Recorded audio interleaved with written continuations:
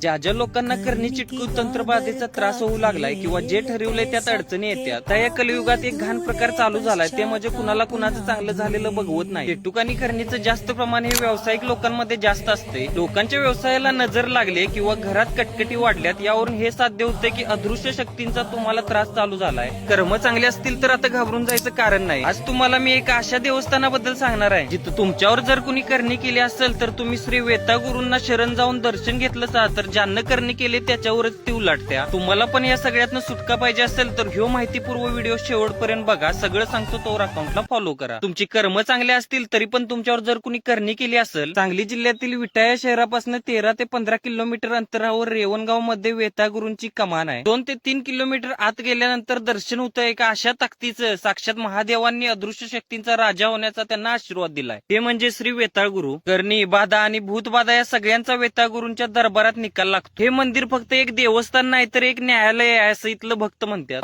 पार पंढरपूर, सोलापूर, धुळे साईड पासून पण लोक इथं दर्शनाला येतात. 5 गुरुवार आणि 1 अमावस्याला इथं येऊन डोकं जरी टेकून गेलासा तर ज्यानं तुमच्यावर करणी केली त्याच्यावरच ती उलटत्या. फक्त तुमची कर्म चांगली पाहिजे. 300 वर्षापासून देवाचं स्थान याच ठिकाणी आहे. आणि एक महत्वाचं सांगायचंच राहिलं, या देवाच्या गाभाऱ्यात महिलांना अजिबात प्रवेश नाही. मग त्यांना इथं बाहेर बसूनच दर्शन घ्यायला लागतं. मला देवावर विश्वास आहे म्हणूनच आम्ही तिथं दर्शनाला गेलतो. हे खरं आहे का खोटं आहे हे नुसतं बघायला जाऊया म्हणत असाल तर त्याचा काही उपयोग नाही. देवावर विश्वास असेल तरच तिथं जावा. अजून काही डिटेल्स तुम्हाला हवे असतील तर कमेंटमध्ये वेताळगुरु असं टाईप करा. मी नक्कीच तुम्हाला मेसेज करेल. तुमच्या हिताच्याच गोष्टी मी तुमच्यापर्यंत पोहोचत असतोय. आता अकाउंटला फॉलो करून व्हिडिओ जास्तीत जास्त शेअर करा. व्हिडिओला लाईक करायला विसरू नका.